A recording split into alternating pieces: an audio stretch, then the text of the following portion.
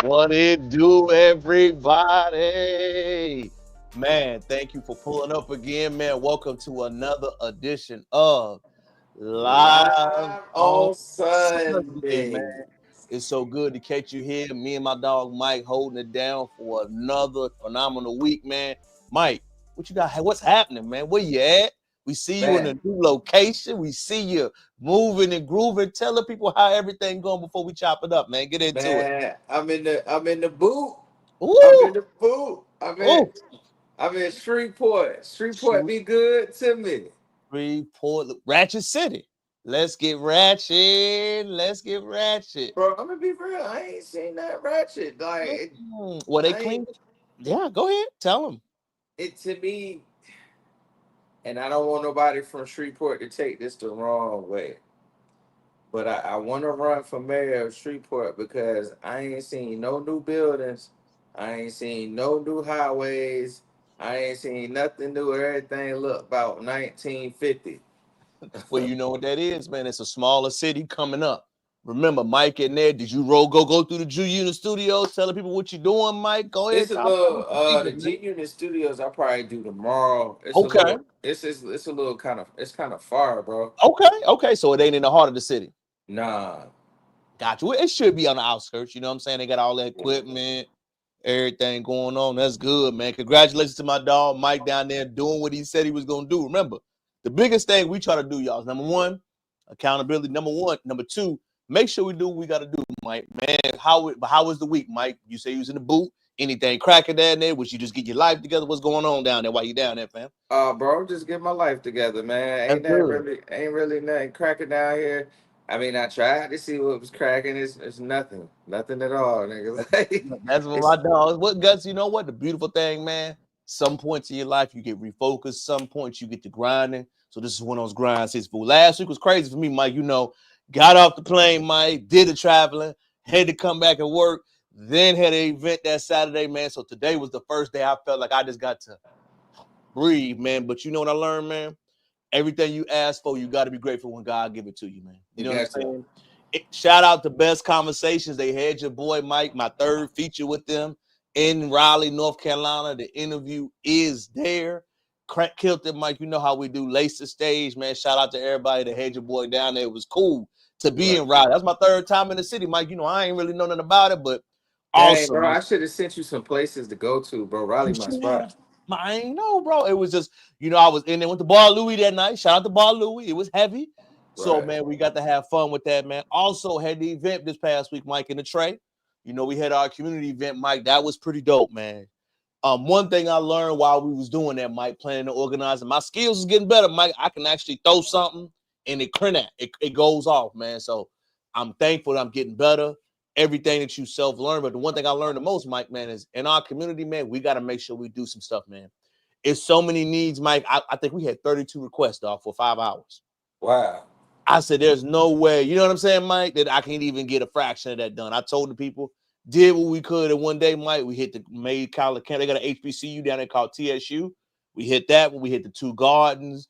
We What's hit that? three Texas Southern? Texas Southern University. Yeah, Mike, is right in the heart of Houston, right in the heart of the third ward, which is the black, one of the black areas that was Mecca that was down here. So we got to hit a few of those, man. So shout out to all 20 of the fellas that showed up to shout out. Shout out to y'all, man. All we got to do, Mike, is put out a flyer. They come. The one biggest thing I learned through it the most too, Mike, man, being a man of your word matters.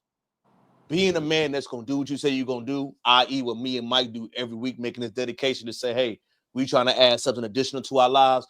Also, making sure you follow through with it, Mike. Because the biggest thing I learned, man, is why we do the events and why we get the love we do, Mike, is because we follow through with our word. And it matters. Right. People don't think about it, but it matters, right?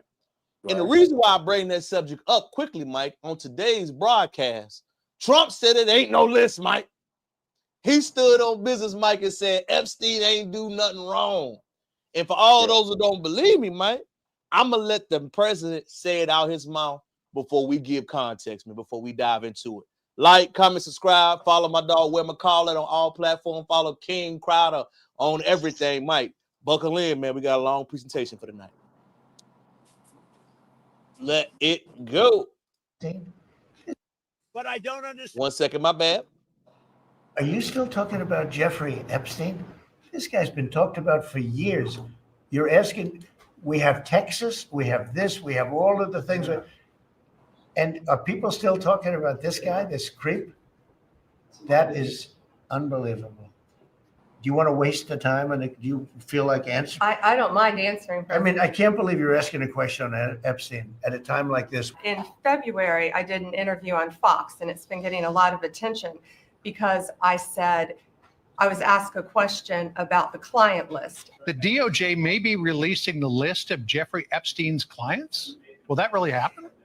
It's sitting on my desk right now to review. That's been a directive by President Trump. I'm reviewing that. I'm reviewing JFK files, MLK files. That's all in the process of being reviewed. And my response was, it's sitting on my desk to be reviewed, meaning the file along with the JFK, MLK files as well. That's what I meant. Mike, seeing that is really shocking. Your thoughts on it, family, before I take off on it. Man, first thought, Trump, that was your best friend. I have seen record that y'all frequently hung out. I have seen record that he was your friend for over 15 plus years. I have seen record that you visited his establishments. I have seen record that he, when you got the Trump had the Miss America, Miss Universe, and all those pageants. He frequented those pageants. Y'all have been seen pictured with young girls. I just want to know, why are you saying you never knew that man and that man never knew you? A picture's worth 1,000 words, and we got pictures of you and him standing right beside each other. And the old saying says a bird of a feather flock together, and that was part of your flock. So my thing is this: stop lying, bro. It is digital. It's no AI. It's nobody photoshopped you in there. This is the 1980s. You and Buddy chilling hard, like y'all. That was your guy. You frequented it, Epstein Island. You are on the list. It has been discovered that you've been on this list multiple times. A spade is a spade, bro. If you gonna throw Hillary Clinton and to be honest, a lot of famous people, presidents, politicians, entertainers, celebrities, and influential people alike have been in that man's house, just like they was at Diddy parties. But to have pictures and to have digital evidence that you've been there, and to go and say, and then have the DOJ be like, nope, there was no list. It was a lie.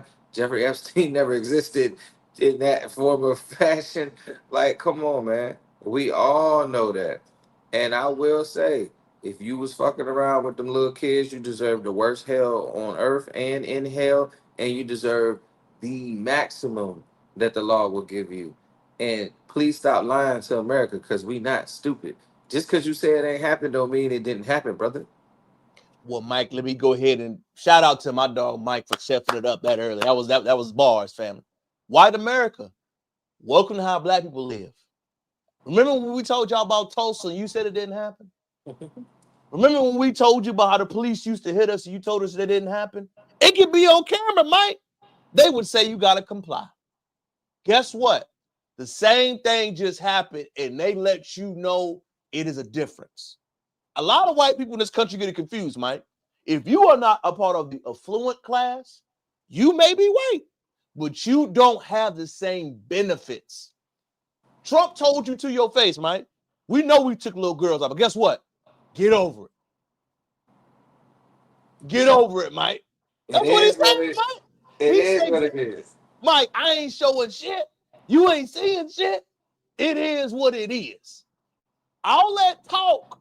Remember, when y'all tell us to comply and understand the law is the law, don't get the question now.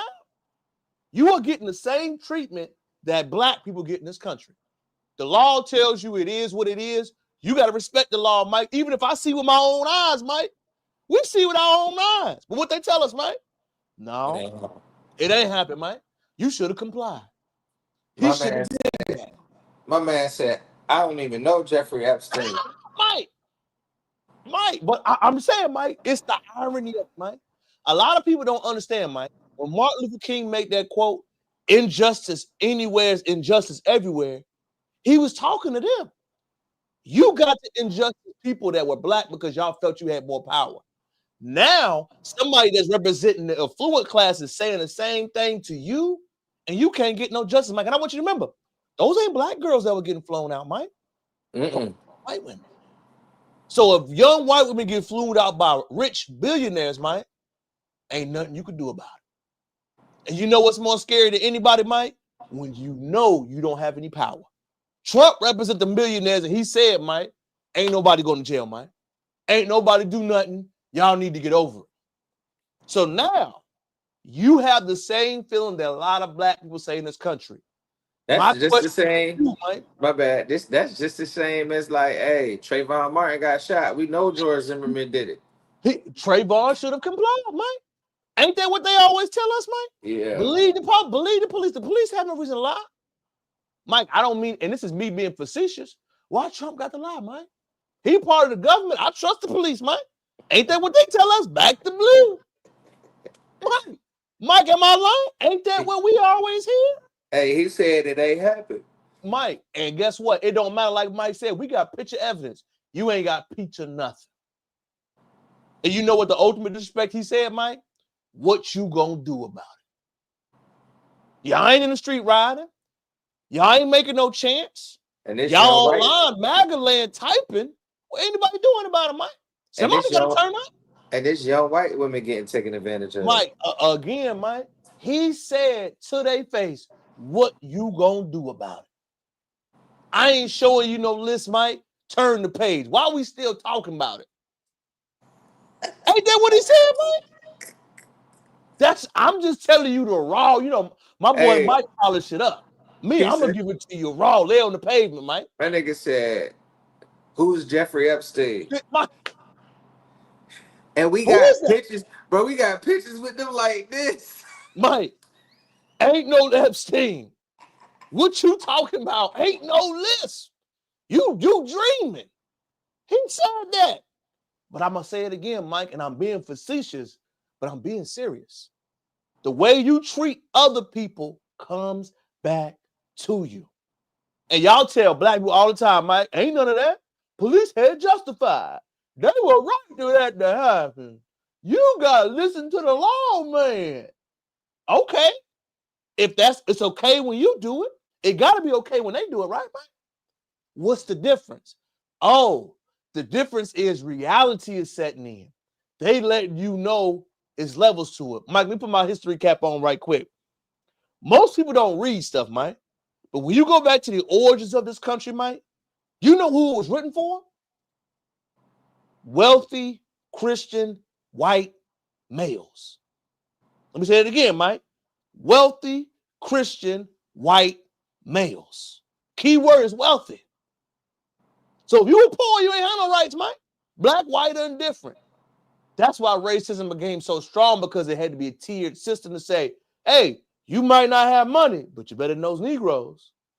But you know what they just did? It don't matter. Bro, the thing is this, people, what are people gonna do? It's Trump's DOJ. He is the president. DOJ, that's me. Legislative branch, that's me. Judicial branch, that's me. I'm running things. If Mike, I say, he just said it, Mike. Ain't no list, Mike. Mike, he just got on there with his chest. Ain't no list. Why we still talking about it? right. What? And she was like, the list was on my desk for review. Mike, What list? Mike, he said, like you said, Mike, hey, get over it, cuz. You should have complied.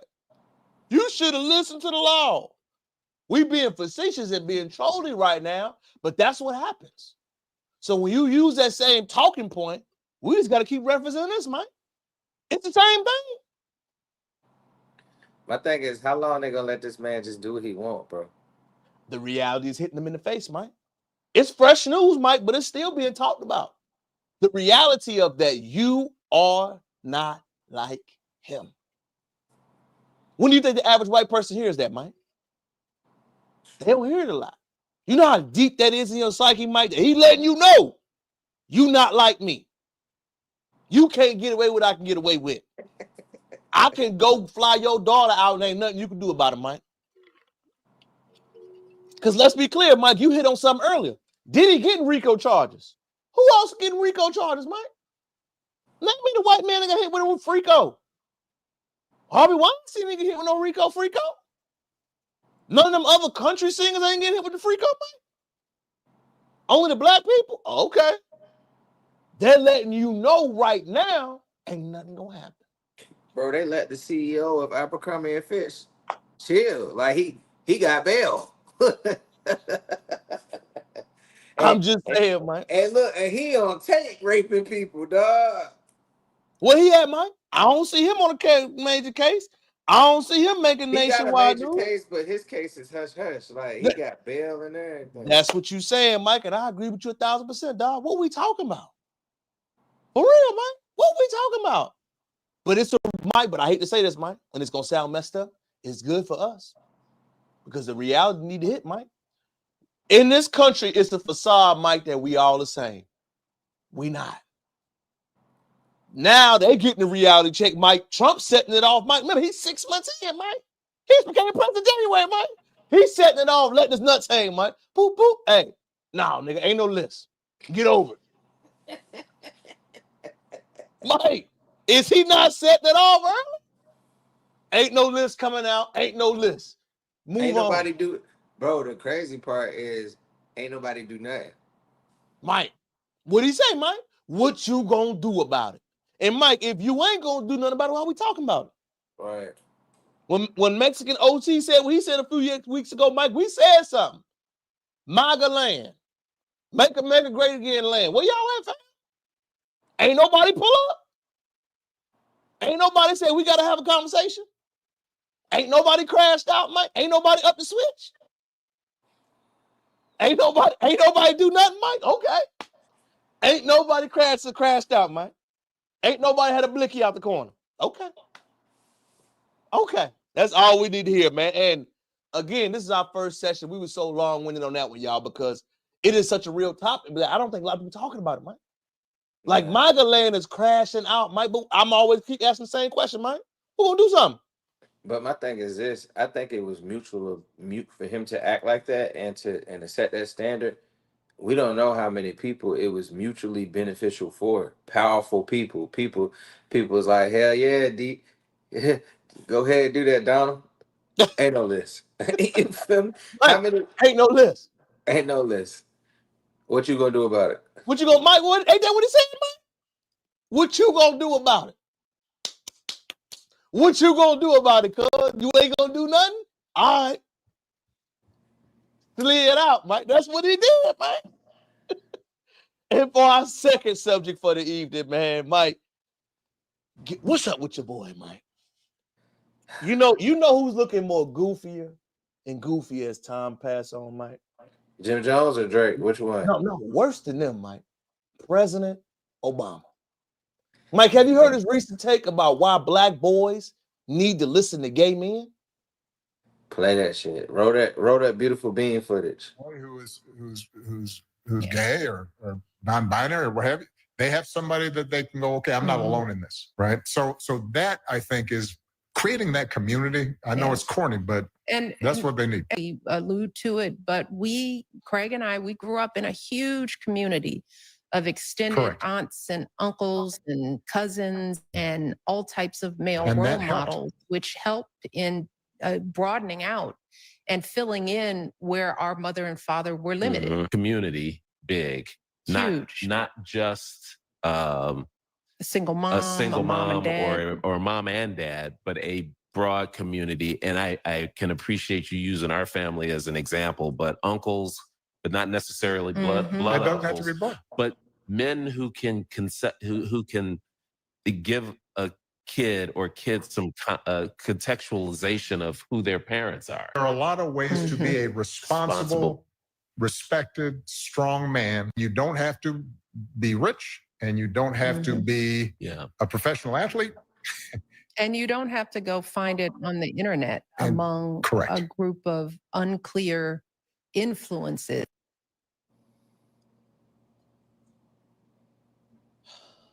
What we talking about, cuz? In that article, Mike, Barack Obama tried to say he thinks it is necessary for black males to have gay friends. Not anti-gay, Mike. But all this shit we could be talking about President Obama, why ain't you talking about something current? Mike, I'm gonna let you take off before I give my word, because I got a rant about this, dog. What do you think about the Obama's legacy, what they talk about, and you see them having conversations like this, family? Talk to me. Man, well, I'm gonna give it to you straight. First of all, Barry Soetoro, aka Barack Obama, his initiative, his goal, his end game was always to usher in gay rights, gay propaganda, and to level the playing field for. And I have no problem with that. But my thing is, I'm an ally. I have gay relatives. I have gay cousins. Like I have gay friends. However, big comma for the pause. We have so much going on in this world. We have the situation with Israel and the Gaza Strip that still hasn't, no one's talking about the way that Palestine is being treated by Israel. That kind of just flew over everybody's head. Secondly, we have a deranged authoritarian president. Could talk about that. Third, we could talk about the severity of homelessness, non education, miseducation. We could talk about so many things. Why are we talking about every black man need a gay friend? N- Nigga, And why don't you? forget, Mike, when Michelle talking about being single a month ago? What Yeah, are we? and she was talking about transgenderism a few weeks ago. My thing is this: with the platform that you guys have, I understand that this is the path that was chosen for you that you need to parade on, but you're not president no more. So parade on some new shit, man. Your goal was to usher in gay shit. Cool, you did that. But damn, nigga, you doubling back after all this shit going on. You doubling back, and you tell like every black man should have a gay friend. How is that relevant? And I'm not trying to gay bash. I'm not trying to be a homophobe. I just want to understand how is that relevant, and I want the people to understand that Barry Soetoro, aka Barack Obama, has an agenda, and his agenda will always be for gay people. Mm. Shout out And to if my you dog. and if you can't notice that, No. you know what I'm saying? Like it's imprinted in his DNA. Right now, that is just when I think of Obama, I think of gay shit. Like I think this nigga gonna do some shit for the gays.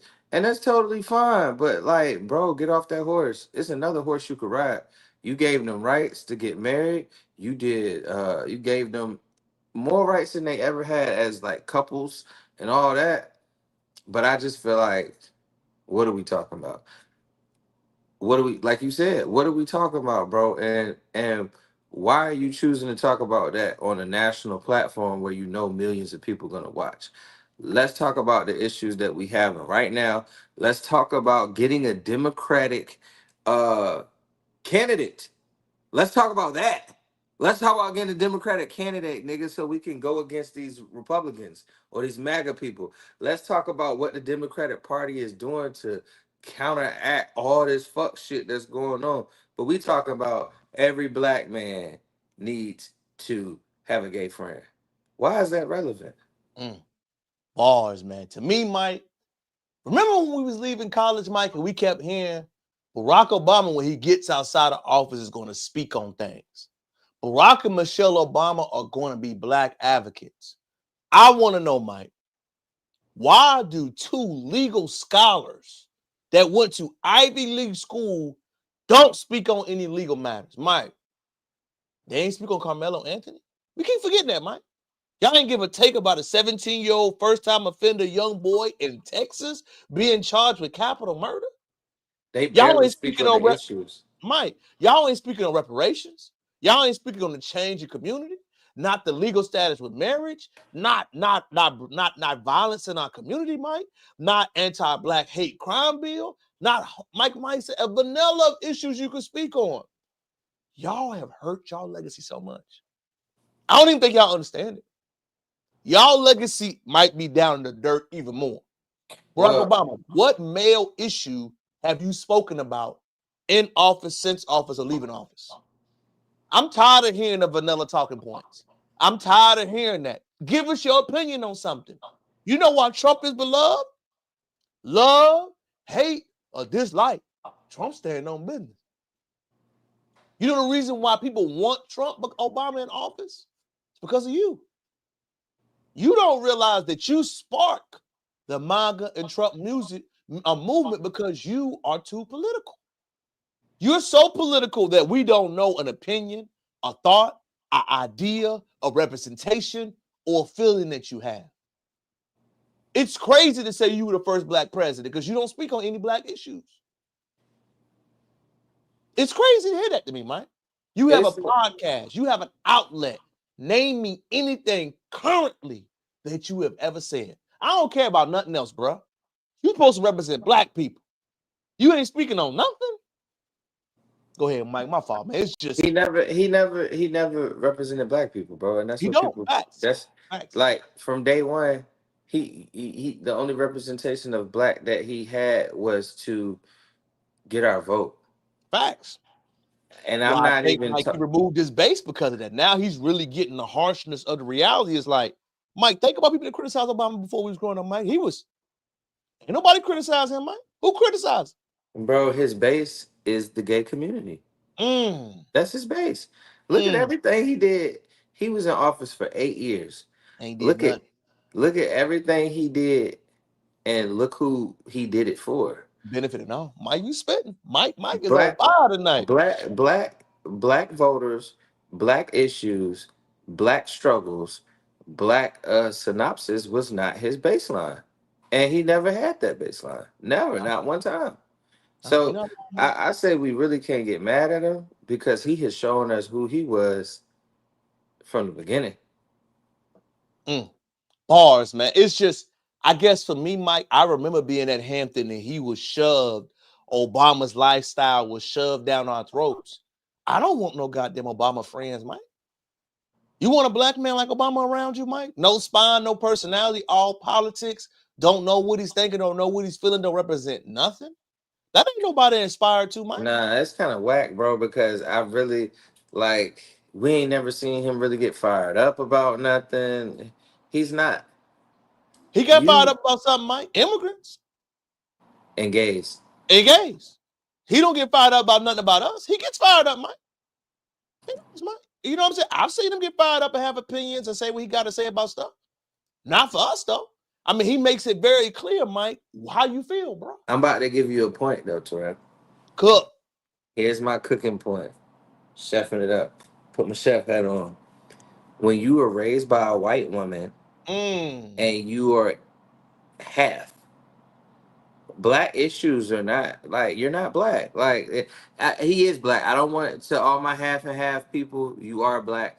But when you were raised by a white woman and your grandparents are white and the people that influence you are white and your father's side of the family, which is the black side, is not influential to you and doesn't have the biggest part or even half the part of the white side, how can you want him to promote black issues when he's not black? He's not invested in the black community. The only time he's invested in the black community is when it was time for votes and what he was doing in Chicago. But you have to understand, he is not going to do anything for black people because he has a white mother. If he had a black mother and seeing his black mother struggle, seeing his black mother go through the blackness and the things that black women go through, he would be more inclined to put the cape on and save the black community.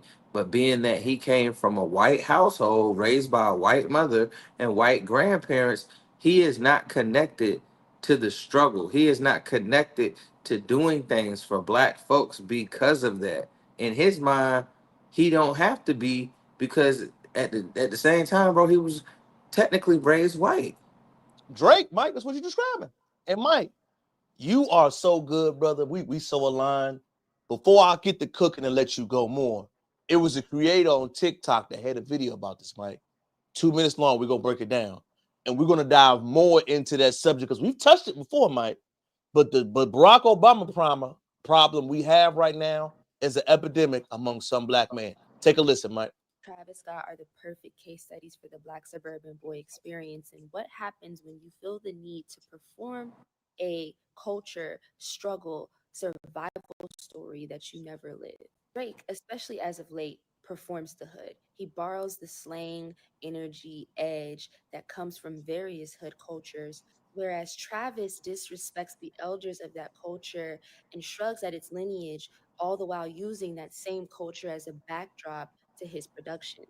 Two different responses to the same internal question of how do I fit into a culture that the world assigns me by default, but I have no real claim to? That's why the Black boy suburbia experience must be one of the most surreal, perplexing journeys in America.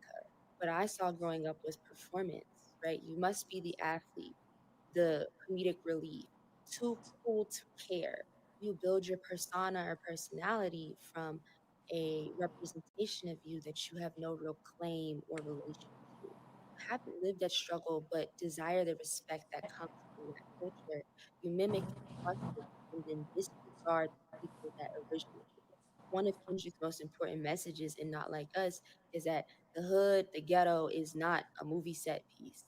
It's not a backdrop. And the only people who should be able to have some sort of social currency off of that are the people who experienced it. Artists like Kendrick and Clips have every right to protect a house that they were born into and that they build upon because they know what it costs for that house to be there in the first place. Artists like Drake and Travis Scott use the house as a backdrop, as a playpen, as something to dibble in and out of.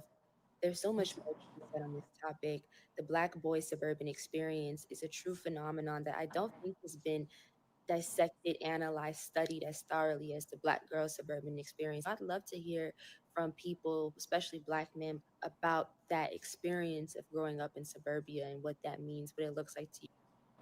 Mike, I thought the sister explained that phenomenally, and I believe you were touching on that. We are seeing the after effects of Black males, interracial couples, and growing up outside of Black communities, trying to represent us. Take off on that, fam. What you thought about that subject? Well, I must be an anomaly You are, Mike. You are. because I am 100% Black suburban. I'm 100% majority of my schools, elementary, middle, and high. Well, not high school, but elementary, well, partial high school, elementary, middle, and high school were surrounded by white students and white How do you suburban. think you were grounded and didn't go to Travis and Drake route compared to where I you are think now? I think I was grounded because one, but well, my father came from Southeast DC and he came from the hood, and my mom came from Norfolk, not necessarily the hood. It was like nice houses, but it was surrounded by the hood. I think being in those environments and being attached to my grandmother's house and going to DC visiting my father's family. I think I've always, but my parents are like Black and proud. Like, you know what I'm saying? My parents have always showed me the ways of being Black and always put the Black needle in my veins. Like I went to a white school. I wanted, me personally, it was a disconnect. I was too Black for the Black white kids, and I was too white. I mean, too Black for the white kids, too white for the Black kids. Being that I'm smart, I'm intelligent. We put intelligent with being stuck up and acting white. But no, my parents just they were upper middle class. They allotted me different opportunities and different things that I wouldn't see growing up where both of my parents grew up. However, it flipped for me because I've always had hunger for Blackness. I decided to go to a Black high school because I was in the marching band. I was in a core style white marching band, and that did not resonate with me. What resonated with me was the high step culture, the drumline culture. That resonated with me so much that my parents switched me schools. My sophomore year, I went to a historically black high school in Norfolk. That was everything to me. But it still gave a disdain of I'm too white for the black kids. But it was everything I wanted, bro. Everything I needed, everything I needed to be attached to. So much so I went to an all black college. Like I just felt the need. It's almost like you got to get in where you fit in. Like with the suburban, growing up in suburbia, it's a great thing. It is. You want your child not to go through the struggles and not to have the things that you didn't have. You want your child to have everything that you didn't have. You want your child to live a life that is brilliant compared to the life that you live, so they don't have to know the struggles, they don't have to know about the lights getting cut off and things of that nature. But it's a disservice to them if you do not plant roots in the black community. Like I went to an all black church, my church was in the hood. So What I keep hearing, Mike, is that you were surrounded by it in your personal life. Academic, you clocked in, you went to work, and you were around, but you were still rooted. So you weren't technically fully assimilated. Like, you know what I'm saying? Like, I feel like Drake was 100% Mike. There was no interact. You could tell. right. So you were saying, Rare, I went to white schools and I did it because my parents wanted me to, but I still was around and inside my culture. So it wasn't, I was isolated. You feel what I'm saying? Right. I think that's what you, as I'm listening to you, that's what I keep hearing you say. So you was always in it. You weren't 100% wanting to be around white friends, hanging. You know what I'm saying, Mike? You know the Drake. You know the Drakes and Travis Scotts, Mike. You know them. We know them. Now I had plenty of white friends, but it switched. Like I just did. It is something and nothing about our white counterparts and our white friends, For but sure. it was something inside of me, bro, that was hungry for black culture, hungry for to be connected to the things that my parents was connected to, the understanding the stories that they told, how they had the lady that sold the little penny candies and the candy lady sold the frozen cups. I needed that. So I personally directed myself, and plus my parents kept me in a lot of things black, bro, like the So you had it. YMCA and So again, Mike, I'm telling you, yeah, you they didn't have. embedded me in the culture. Yes, your parents were deliberately doing it the right way. They wanted you to have a little bit better, but they still never lost that feeling. The problem I have with it, Mike, as somebody that grew up primarily around us all the way, Mike, I remember, Mike, the first time I really met white people was like 8th grade for real. I was that deeply rooted, and I remember interacting, but my dad did such a well enough job, Mike, and my dad was a 5%er, all said the Islamic community. I grew up learning about Malcolm. What's today's mathematics, Hey, nigga? what's the math, man? What's the knowledge? That's how I grew up on, man. That's Right. where that consciousness is embedded in me. But I can remember me having those conversations. I think the one thing that is a disservice for black suburban boys that I see, Mike, as an adult male, confidence is an issue. Because when you're around a white culture, Mike, you know the number one thing they do to black males, you cannot have an opinion. You can't speak on race. You cannot creatively think. You cannot speak on race. You cannot be controversial. You cannot have a strong opinion. If you do, Mike, you become a problem. And I think that's what set the difference for me, because I'm gonna be real, I was so in the community. When I seen some shit not right, I'd be like, yo, that shit You is speak, crazy. Mike, it's in our culture. You speak on it. What's wrong with buddy? Am I lying? Yeah. So, like I said, Mike, I believe it shows up a lot. I believe the suburban black boys is an epidemic that is a real problem right now. It shows up when dating. It shows up when you try to interact with other black men. It shows when you try to interact. It shows when you try to have a cultural conversation. The Drake lifestyle shows up in life, Mike. We speak on it all the time, Mike. Drake never got in a fight growing up, Mike. Let's keep it real. He never got in a squabble. You can tell, Mike. You beat a white boy up, Mike, what he doing? Pressing charges. Yeah. Call the police. Am I lying, Mike? Nah. That's exactly the culture he grew up in. When Kendrick said that, what he said in that song, Mike, it was really an attack on the suburban culture, Mike. I don't think people understand that. As somebody that I wouldn't even say we could was in the hood, Mike, but I just grew up around black people. When he said what he said, that you got to go there and get a check balance. This is the real nigga challenge. You not helping me, you trying to help yourself. He's speaking on all of that, man. As somebody that is a trench baby, when I meet dudes that grew up like that, Mike, and have no cultural reverence, I see that. And Mike, I want you to understand something. Black folks don't have a problem with intelligence, Mike. I'm the most intellectual brother you know, right, Mike? What we have a problem with, Mike, is the coon culture. You could be Malcolm X, Mike. You could be knowledge. You could speak. You could be any of that. But when you say coon shit, Sambo shit, you know what I'm talking about, Mike?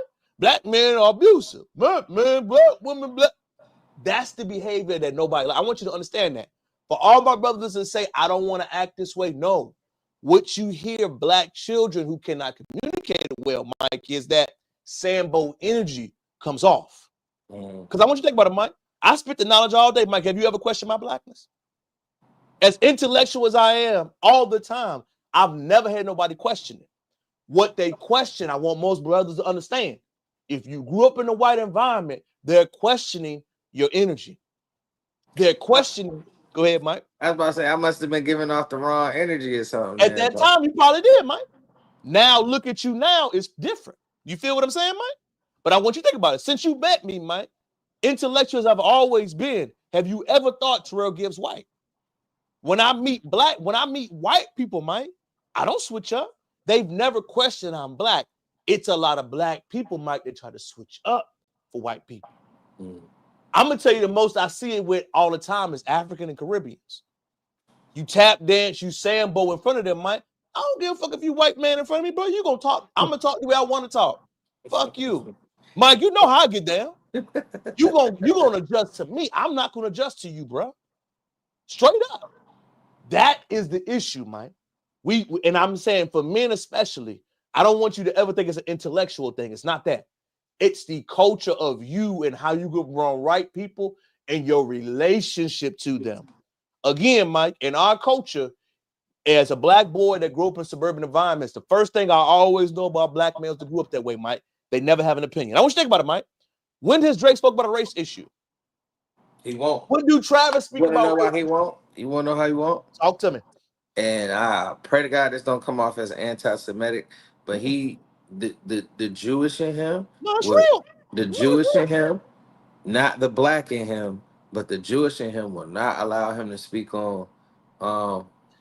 It's like a kill switch. No, I get you. You get what I'm saying? The minute that black start coming out, he starts speaking on. But it's a Mike. What about Travis, Mike? Think about all those guys, Mike. We don't see. That's why the Kanye West Mike will be eternal.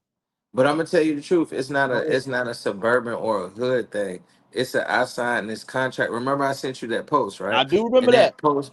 And that post was saying, when you get up to a certain stature, we have given you this money to not even talk about these social injustices. That's why we don't see LeBron really talking about too much stuff. He may say a little bit, yeah, but somebody gonna jerk that chain and be like, "Yeah, my nigga, you doing too much." Yeah. When you reach a certain level of success and when you reach a certain level of notoriety and you have a platform, that platform is not for social injustice. That platform is to make money, build your family, and show niggas that we can make it.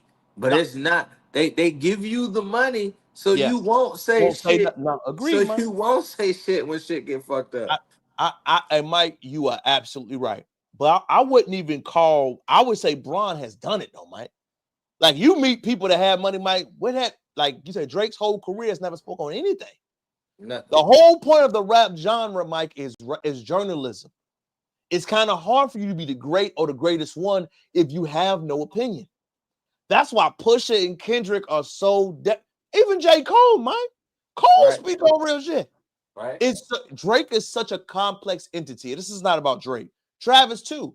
What they talk about is so real, Mike. If you never speak about the cause, Mike, and it comes to that suburban thing, it's complex with it, man. Because how can you represent any of our culture, Mike, if you ain't never said anything about it? And it's deep, Mike. And I thought that subject goes back to the Obama thing, Mike. What you was cooking on while I showed that video in the first place is that Obama's legacy is done, Mike. I don't think he'll ever be revered again. Seeing these videos of him and Michelle talk, Mike, is like, What the fuck are y'all doing?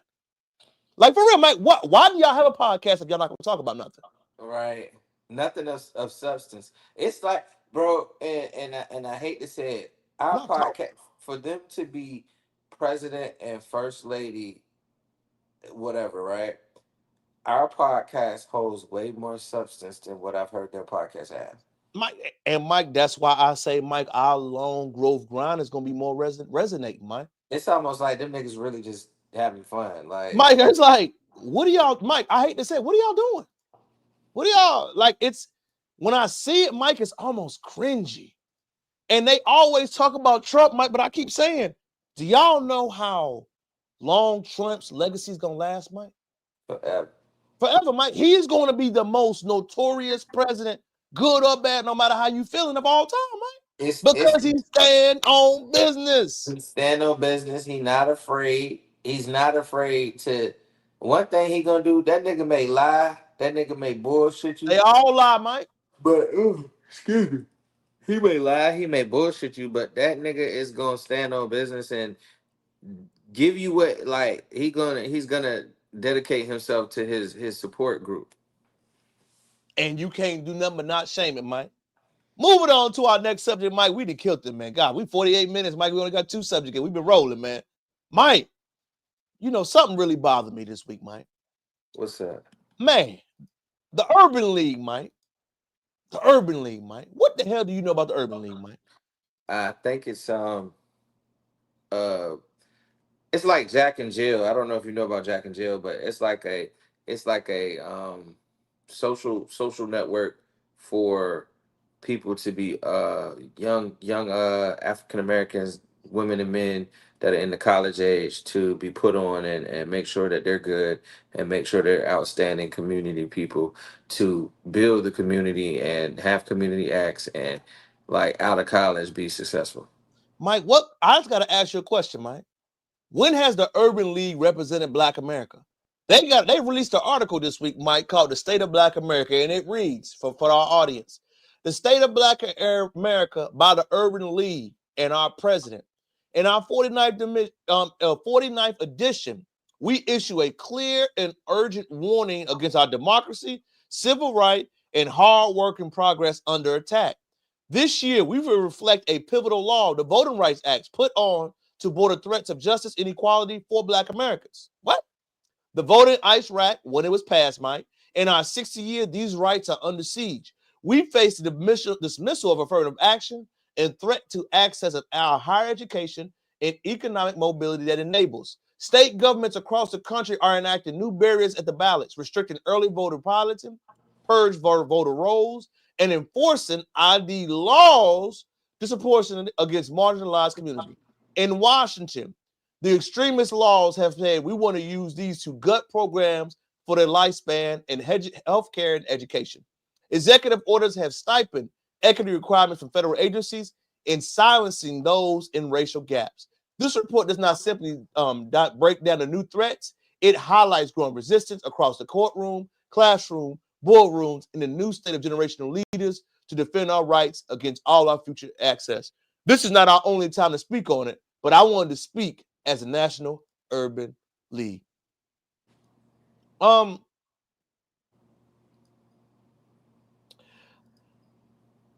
I gotta say something, Mike. When do any of these people act like Black America's not been in a state of emergency, Mike? What the hell they been at? No, cuz we've been in a state of emergency since we began. Mike, y'all releasing articles saying things are bad. One thing has been good. What the fuck? What are y'all talking about? State of emergency, Voting Rights Act. People ain't got vote rights to vote law now. Who do y'all represent, National Urban League? Y'all speak for Black America? Where y'all been at? You want to release an article now that immigrants and everything else are going through what they're going through? Mike, they ain't released that when Carmelo Anthony got locked up for a trial for self-defense. I'm seeing these things, Mike. NAACP, Urban League, Black Caucus, Mike, in our lifetime, Mike. And I want you to think about this. When have they spoke on our Black issues for our age group that affect us currently? I think maybe the time of conception when the civil rights was going on, the NAACP was speaking, then it was more proactive than reactive. But You a saying lot, 60 years, Mike? 60 years. I don't know too much about the Urban League, but I think we need to speak on, and that's the issue. But we spoke on that issue months and months and months and months and months and months and months ago. I don't know why these organizations speak or even have rights to speak for us, Mike, if y'all not doing nothing. Me and Mike have went to college, graduated, working, been black men in this country. I don't know anything that y'all organizations do. Who do y'all help? What do y'all help with? What do y'all do with? Do y'all just get money and go away? Who do y'all represent? What issues are you speaking on? I'm not trying to be funny, but stuff like that is disrespectful. State of emergencies now? What the hell is a state of emergency now? It should have been a state of emergency when they was trying to disregard the people's voting rights in Georgia when Stacey Abrams was running. Mike, what about a state of emergency when Breonna Taylor got killed by police on a no-knock warrant? That wasn't a state of emergency? Right. It wasn't a state of emergency when Trayvon Martin got killed, a 17-year-old young man got killed by a Hispanic white male for getting beat up, and that's why he killed him? It wasn't a state of emergency then? When Freddie Gray, Mike, Philando Castile, all these people that died? Carmelo Anthony this year, Mike? What the heck? What do you mean it's a state of emergency now? I don't even think, Mike, the elder crowd understand how disrespectful that is, Mike. I really don't think they do, man. Y'all were saying it's a state of emergency because you're affected. Not because me and Mike struggling to get careers and get ourselves going. Not because houses, cars, and everything else is expensive, Mike. It's a state of emergency because you feel that you are being inconvenienced. Urban League. When have y'all spoke on a black issue? Have y'all spoken on reparations, Mike? Have they released an article saying they support it, Mike? For it, against it? Have they released money that said we're going to have a study group to go and find and say who's going to get it? I want to know these things. If y'all represent us from the culture, why don't y'all do culturally related things? Y'all releasing articles and shit saying it's a state of emergency. And Mike, I got to say something else too. Can we stop being disrespectful to poor black people like they don't have IDs, Mike? You know how disrespectful that is? To say it's hard for them to get an ID? What the hell?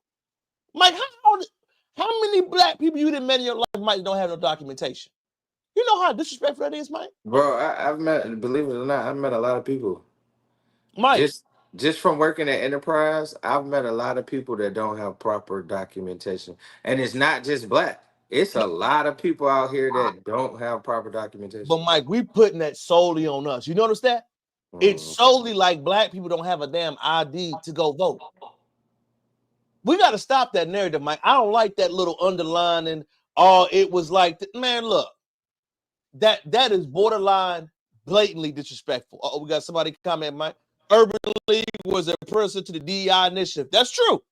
But again, Mike, like we've had, who DEI help, Mike? You got a DEI job before, Mike? DEI, I mean, what the hell with it? I ain't never got nothing, Mike. Did you ever get a job, Mike, that say DEI was gonna help you out? Post-college, in college, exit college, Mike. You speak on that.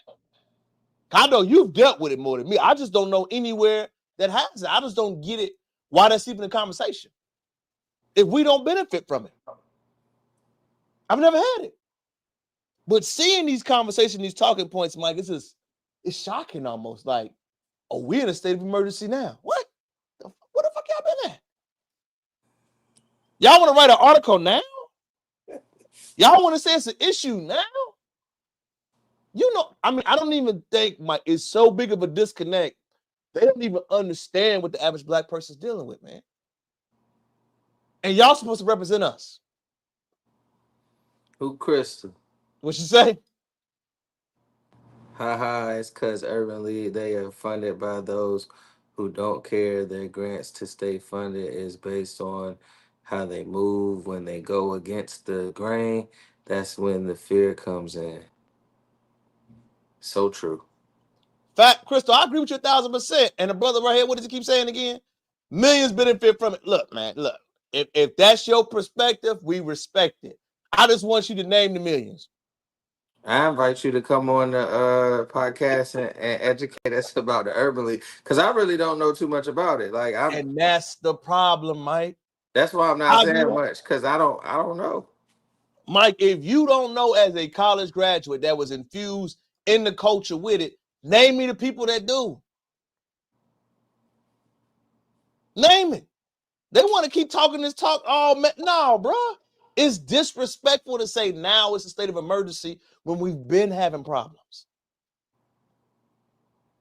We mean all members. Look, I ain't got nothing. Listen, I don't even. I don't care about your sexual orientation. I don't care about that. That's Are they not a saying big deal like to the me. people that benefited from it was LGBTQ? Maybe Is that's that a what possibility. What he's saying, Mike. is that what you saying? I'm confused with your comment. Look, we gonna keep letting them see. We gonna keep commenting, Mike. I'm with you. I don't understand. I just Like I said, I opened up the invitation for you to come up here and to educate us on the Urban League because I know nothing about the Urban League. I don't know about it. if you don't know about it, Mike, that means they ain't been doing their job. I think that's the point that everybody keep forgetting, Mike.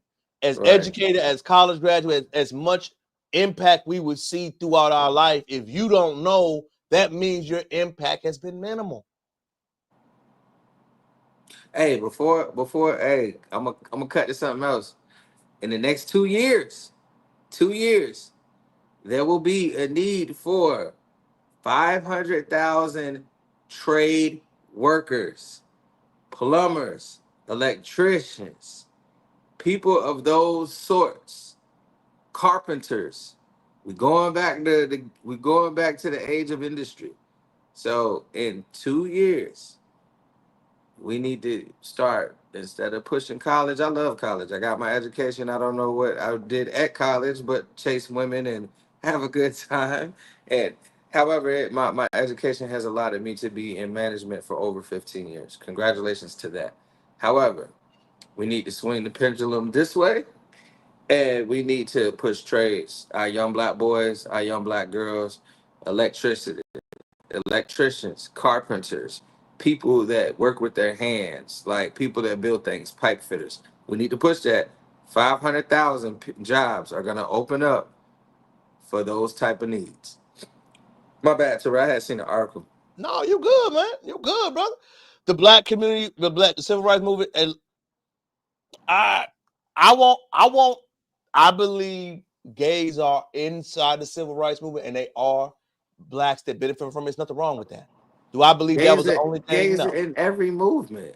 The Rainbow Coalition didn't start with that. It was started by Chairman Fred Hampton. Fred Hampton started that in Chicago to integrate all nationalities, races, and ethnicities. And it was not, and you would not desecrate Fred Hampton. Yeah, It you was can't not disrespect Chairman Fred like that. It was not about being gay. It was about Puerto Ricans and blacks and Filipinos and whites. He off base. Yeah, he off base. He making up stuff now. He's grasping for straws. Mike, you would not disrespect Fred Hampton. I'm not gonna let you do that. Nah, for sure. Next subject, Mike. Man, if you ain't heard, Mike, our boy. Hey, we said he was gonna get off, bro. Man. Jesse Jackson started the term African American in 1984. Stop it, brother. Stop it.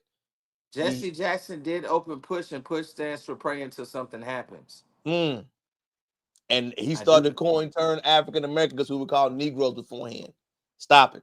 Mike, the law school paperwork came out, man.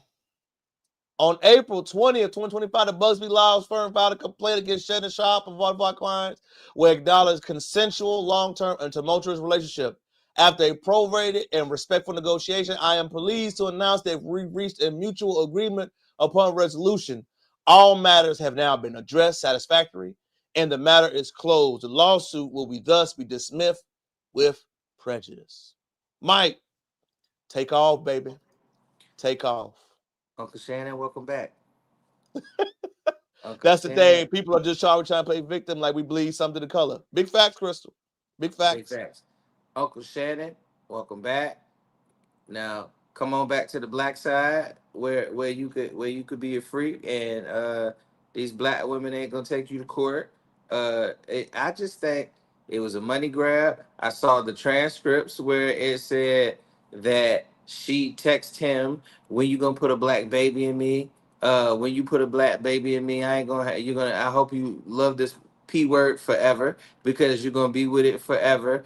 I hope you miss this ass. But each cheek costs 20K. So I read it all. If you texting like that, and then all of a sudden be like, huh, this nigga took advantage of me. Money grab. Money grab. Cause my question, and I'm not victim blaming, and I don't want anybody to think that I'm on any side, but I just wanted to say how where is the line where you with the freaky shit and then you not, and then you try to get the money for the freaky shit. What we just saw is motherfuckers try to get bread from Uncle Shannon, and Uncle Shannon came out with them text messages, and it also showed that she said she want to wear a dog collar and be choked, where she said that man would choke her and abuse her, and I don't know, he may have, he allegedly, but you ain't getting a dime, or she did get a dime, and it might not have been that 50 milli, but she, whatever it is, they was happy with it. And this is what you have to understand: it was dismissed without, with prejudice. With prejudice, I don't really like that term because it confuses me. But I had to look it up. With prejudice means like no, that didn't happen. Like, but he had to come out with that money. He came out with some form. But what I saw from the evidence is it just showed that you was trying to grab the money, and you was a freak, and it's cool. It's okay to be a freak. I'm a freak. It's okay. But I ain't money grabbing nobody that I didn't had sexual relationships with. I got mixed feelings, Mike. I'm complicated on this issue because Unc did all of that. Let me start here. Tony Bugsby need to be looked at. Jay-Z, all the other people, we see his name attached to ambulance chasers. Why isn't his credibility being questioned, Mike? We know what he does. He shakes down. Like, Mike, you're dealing with somebody, a Tony Bugsby getter, he gonna shake her down. You gonna have to cut the check. But Unc, I don't know if he was be as big as he ever was, Mike. Nah, cause and this is a similar situation to Jonathan Mayer, Jonathan Majors. However, Marvel is turning it around and giving him the chance. Yeah, I just want y'all to know that I say this all the time. When the accusation happens, the damage is already done. Go ahead, Mike. You can read it. Well, as Mike read, I'll keep chucking. Now, I just think from Unc's perspective, Mike, his runway is shorter. We know he ain't gonna have to be as long in the tooth as Jonathan Majors, and he has time to put that behind him. With Unc, Mike, I'll worry about Unc now. Remember, he was criticizing people. He gave strong opinions. Mike, when you give strong, you really go hard like you did 5-6 years ago. And when the pot is calling the kettle black, you can't be freaky deaky with the white janks and then being like, shame on you, P. Diddy. Like, I feel like Unc is forever pigeonholed, man. I feel like he can't never express himself as he should have been based off of you going after forbidden fruit, Mike. And I'll keep it real, Mike. You ain't going after nothing that even look like fire. She wasn't, Mike. That's what makes it worse. You know that? But as much as Unc be talking, it makes it worse. Well, my father always told me, do not be tempted by low-hanging fruit. Shout out, Unc. I love his personality. I love how he came through. We seen his journey, Mike. But we know now that you are the I like white woman guy. And as much as we don't like to say it, Mike. All right. Can we keep it 1,000, Mike? We look at you for. I mean, because it's just like you made that choice to do that. And we know it was a shakedown, Mike. If she went from 20,000, that girl wouldn't worry about no $10 million. That was a shakedown, clearly. We know that, Mike. But the point was you had Cat sit down with you. You had Monique sit down with you. They gave you warnings. So that means you must have been out here doing something everybody we ain't know about, Mike. But for the guy, a fool learns from his own mistakes. A wise man learns from the mistakes of others. Jonathan Majors and this year alone have shown you. And Cat Williams, Mike, is a prophet. A white woman can tell you down in 2 weeks. Was on top of the world, ESPN, what happened to you? And it's not trying to be funny, man. And I'm just worried about now. I'm like, will he ever have that buzz? The damage is already done. Because at the end of the day, it's not, nobody, and I want you to realize this, Terrell, I think I've said this before. Nobody looks at the outcome of the court case. They look at the accusation. Ooh, cook on that, Mike. Cook on that. Because think about it. Jonathan, and I applaud Marvel for spinning the block, but the amount of money was really there. As soon as it, like you said, you guilty into proven innocent, not innocent into proven guilty.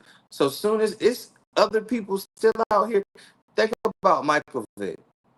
Michael Vick did not even, he just happened to own the house where they were fighting the dogs. I heard somebody the other day say that motherfucker, the football coach for Norfolk State, he was fighting them dogs. He should burn in his. It's about the accusation, not how the crime, not the end result. So with Jonathan Majors, look at the amount of money that he was supposed to make is probably unfathomable. We cannot put a dollar situation. We just know he lost millions, but he didn't even do it. Nobody is looking at the situation like, damn, it came out, he didn't even do that, and Shorty was lying. It's some people that probably will not hire him for an acting gig because of the stain of the recourse of the accusation. Man, Mike, that's hard, bro. And that is, you spitting, no. But no, you spitting. Shannon Sharp gotta stop settling in these lawsuits, because a settle is almost like a guilty verdict. Go all the way through. Like, so you recommend them? I mean, either way, I feel like settling is an admission of guilt as well.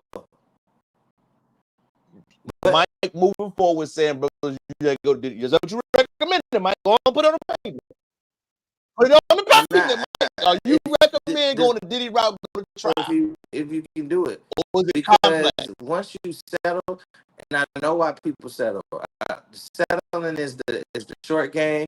It's to let me hurry up and get this. But that, to me, if you settle, that means you had more to expose that you didn't. Settling, to me, is almost like taking a plea deal, right? You could be innocent as fuck, but as soon as you say, yeah, I did it, I'm gonna take this plea deal, I'm gonna do the lesser charge, I'm gonna do 5 years, right? You may have had 25 years, but 5 years. So nobody cares about if you did it or not. You did them 5 years. Nobody cares that Jonathan Major didn't do it or not. They care about the accusation. Nobody cares if Shannon Sharp did it or not. What? You paid. I would assume that it comes off as that way. Because why are you paying money if you ain't do shit wrong? I know. That's a ball. That's a hell of. And then think about it this way. Yeah, it's a lose situation no matter what. But it's like I said, it's the stain is already on you. Once it comes out in that timeline, you abusing women and you doing this, and you in that lifestyle, it has already affected your work. It has already, people dropping you, losing endorsements, you losing everything, and rarely people gonna come back like Marvel, like, all right, man, you didn't do it. We gonna switch it around and go ahead and make you back the main character again. That's a rarity. That's a rarity. Now, I think because Jonathan has a lot more on the runway. You know what I'm saying, Mike? He has a lot longer career. I don't think Unc has a lot longer of a shelf life as Jonathan Majors. Let's keep it real. That's what it is. Shelf life was almost over at the Club Shay Shay. Like, he's doing things to reinvent himself. You're not now. The Club Shay Shay was the last thing you really had because you really want TV like that anymore. Yeah. And so now it's like, man, that's a power. Shout out to my dog Mike cooking tonight, cooking with napalm, Mike. On to our next subject of the evening. Share it live, comment going crazy over here, Mike. Last comment you read, Mike. All the comments are pure theoretical and speculation designed nature to present for entertainment and educational purposes only. Okay. Now, I don't even know how to respond to that, Mike. We already gave you our first 30 minutes. Let's replay that live back. You'll hear how Trump stood on business with y'all. That's it. We ain't got nothing else to say. Mike, did you hear, Mike? I hope you sit down and got your chin strapped up then. The African Union is now saying they want to go for reparations. What are we reparating? This is an article on the Africa report, and this is what it's labeled as. It's labeled as the diaspora initiative looks to tap into the $1.7 trillion African American purse. Let's get into this because off the top, that sounds crazy. So let's dive in, right? African American buying power could reach $1.7 trillion by 2030. Projects the McKinsey Institute for Black Economic Mobility, but only a tiny fraction of it is currently ending up in Africa. So the first two sentences is telling you that their initiative is to tap into the foundational Black American spending power. Currently, it's about $1 trillion, and it's projected to be $1.7 trillion by 2030, and the Africans want some. So, with the African Union and Joe Biden's administration, both promoting diaspora as a key potential source of funding for the continent. That's crazy. I told you about this. I'm going to read that again. Joe Biden administration and the African Union are both promoting the diaspora as a key potential source of funding for the continent. It's over. We're not supporting Essence. I'm not supporting nothing. I'm not buying nothing because Black people already know what immigrants come here to do, right? We know that all immigrants come here to drain us of all our resources. And it's just crazy that our African brothers and sisters are targeting us. A few dozen investors and U.S. government officials attended the lunch at the South African Embassy in Washington, D.C. The half-day event was a precursor to a 3-day summit focused on the 16-member Southern African Development Community, scheduled to take place from March 6th. So, Mike, he broke it down along with it, Mike. What's going on in this conversation? The African Union. Mike, when have we ever heard that you are a part of it? When have they ever? Second red flag. Reparations is y'all topic? What? How can y'all get reparations and y'all still out there doing your thing? Y'all ain't even got issues. Y'all got to go to France, Belgium, and the languages you speak. How are you going to ride our way for something that we already got? It's a country in Africa that is still underneath the I sent it to you. They're still underneath the franc. The franc doesn't even exist. So you mean to tell me you have to and they have an export where they have to ask. France has the first right to refuse or say yes. They cannot go to another country and say, "Would you buy this?" France can say, "No, you cannot do that." And that France is not even on the franc. France is on the euro. So that means you're buying old money that's not even used to live your life. I just think, and I love my African brothers and sisters. I love jollof rice, okay? Jollof rice is good. However, you need to be doing your own thing on the people that robbed and colonized you and did everything to you. Go get your reparations from England. Like Terrell said, go get your reparations from France, Istanbul, all the different places that have robbed you blind of your resources. Go get your reparations from Akon in China. Real talk. So my thing is like now all of a sudden we're together. Nigga, we ain't never been together. And I really think think that you the key word is South Africa. South Africa need to go ahead and get their money back from the Dutch, because the Dutch had them under apartheid for so long. You feel me? But my thing is this. Why y'all trying to get in on something that doesn't have anything to do with you? Why are you trying to get in on the buying power of African Americans? Africa ain't got shit I want You, s- I or think the need. biggest issue to me, man, is that out of all the issues that we can be discussed, all the things that's going on, it's money. I want y'all to think about this. Follow me. Follow me. Wait, hold on. Go Hold ahead. on. Keep Hold cooking. that thought. I just read a comment. Bro, we not begging for shit. We're demanding at this point. Yeah. When you hear people say comments like this, I always like to educate them on this, Mike. How is it begging if it's a debt aggrieved debt owed? And let me keep cooking to them, Mike. I want y'all to remember this.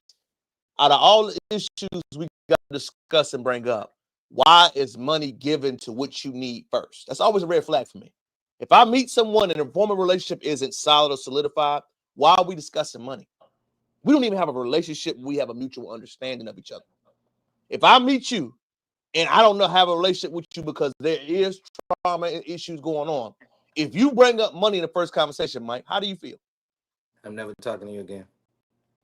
So if we know African Union, there has been no formal relationship, there has not been no understanding, there has not been no acknowledgement, there has not been my bad for the past, we were wrong, we were sorry. But the first thing you say is you're supposed to look at them.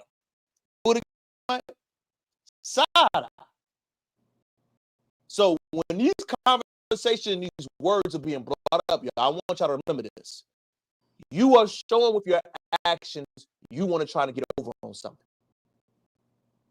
Instead of you over here, where's Mike that nobody wants to talk about, too many people from other backgrounds come here because we've made it comfortable. You need to have a civil rights movement where you're at. You need to have a revolution where you're at. If we're all going one place to the people that have headed that coattail instead of figuring it out back where you're at, that's the issue. So as much as you want to talk about everything else, I believe that is the number one problem, Mike. Because if you keep sending yourself to America, weakening what everything else is, that's the issue.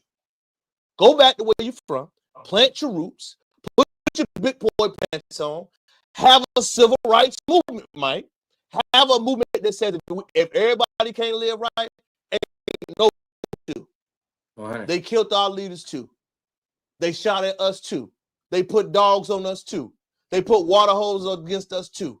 They had Jim Crow against us, which was y'all form of colonization too. The difference is we stood there and we figured it out. There was no you gotta leave. I want to respond to Buddy. It's not that we're not gonna do anything, but read it out, Mike. Go ahead. Talk to him. You can demand or beg. The bottom line is that they will never give it to you because they know you won't do anything but talk, march, and boycott. Let me correct you on that. It's not that we won't do anything but march, talk, and boycott. What it is when they realized that they was going to try to give every Negro 40 acres and a mule, they looked at that land. Imagine 5 people getting 40 acres of black descent. It would cost more to give. It was a business decision. That's why they haven't given it to us yet. Not because we're not going to do anything but talk, march, and boycott. It's a business decision. It will cost the United States way too much money to do that. It will cost the United States way too much us that what is owed. And I don't know what background you come from, and I don't know who you are, but people were killed, people were beaten, people were stole from their land, people were, let's not even talk about slavery. Black communities were bombed, black communities were decimated, black communities were destroyed, black people were killed, black people were hung, right? So it's not that we're gonna march and talk and boycott. Fuck all that. It's what is owed. It is our birthright. It is to make the level plane, to ascend from your atone for your sins. That's all that it is. They gave every cultural background reparation Japanese, Japanese, Native Americans. right? Keep going, man. Everyone got reparations. So I ask you, sir, or who, ma'am, or whoever you may be, if they have given other cultures reparations for the things that has happened, why have we not been? Why have we not been owed? And I gotta say something else too, Mike. For most people to have that conversation, I want them to know something.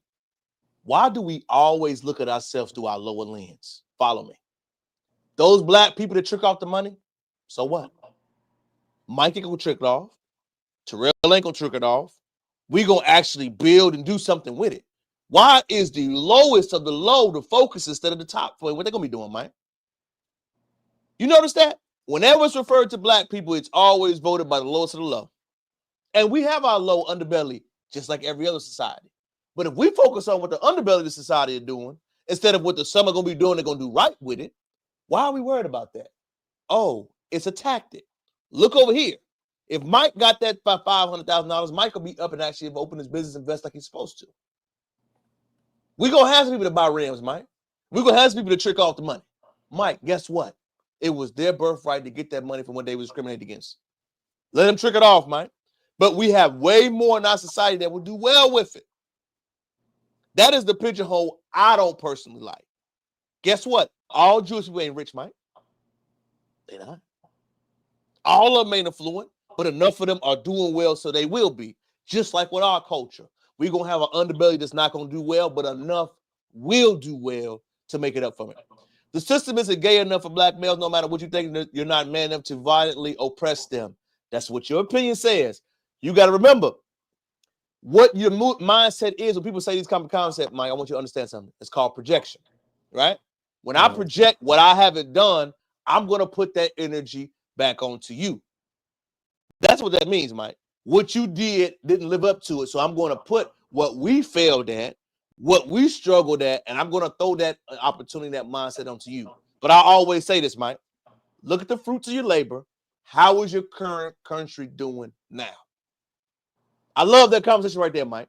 Don't tell me you're doing so hard and you work so hard and the results are so good, but you're over here with us, my boy. How does that work, Mike? You're headed back to enslavement. We're headed to Africa. Show me when Africa's popping, and I'm going to listen. Get your ass back to Africa. Crystal, what you say? My bad. Crystal said, because their potential, we know the power they have left, and they feel differently. That's true, Crystal. I agree with you. 100%. We were kings and queens before, and they know what they saw. We taught them how to bathe. We taught them how to do mathematics. We taught them everything that they know and love. And whoever you are, we taught you everything that you know and love. And we have invented. Wheels are in motion. Hey, guess what, Mike? When the wheels are in motion and you get back there and you popping, I can't wait to see it, bro. I'm not gonna. I'm just gonna ask you. Oh, they're already there. They're in Africa. Mike, cap. That's all I'm gonna say, Mike. Come on, isn't that too good? No shade, Mike. No shade. I ain't going nowhere. Ain't nobody enslaving me. That's the energy to keep people down. Agreed, Crystal. What you gotta understand?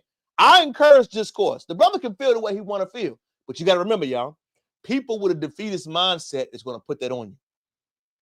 I always ask that. And he's right that he's already there. You're already enslaved, my nigga, with your mindset. Ooh, good take, Mike. Because you cooning and buffooning, on our podcast, my boy. And Mike, that's okay. Remember, Mike, open perspectives are fine. What we don't want to do is push. I ain't mad at all. I just want him to know. Slave mindset. That's a bar, Mike. Mike is on fire tonight, y'all. For real, Mike. And you know what else is kind of funny, Mike? While he's talking that big talk, right, and having this conversation, the mindset is real, Mike. Because the number one scammer, I hate to call him that way, Mike, is over there talking reckless. Pay attention, people. It's the same thing in America. You see your brothers and sisters over there psychologically confused. Some of them, not most, but some, talking about they Native Americans. I'm a Cherokee Indian. Your ass is crazy. They won't even let you on a damn Indian reservation. I'm a Cherokee. I'm a Choctaw. I'm a Seminole. And all those Indian tribes used to own black slaves. Nigga, shut up. It's the same thing in America. You see your brothers and sisters over there psychologically confused. Mike. Oh, I'm about to cook. I don't like this because it has been statistically proven that there were more dark-skinned people in America before the trans-American slave trade has ever happened. I'm gonna be honest with you, 2 million people traveling by boat. That's the story that they told us. What you haven't understood, and I say this all the time, and for whoever it is, if you want to look it up, I say this all the time. Naturally, we were here before Christopher Columbus. We were here. It was a thriving black Indians. Yes, we are Choctaw, but you have to understand there's two sets of Indians.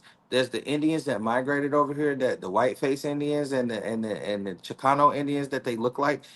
They look kind of Caucasian and they have the long hair. And then it's the black Indians, the Chicano and the light skinned Indians migrated here through time.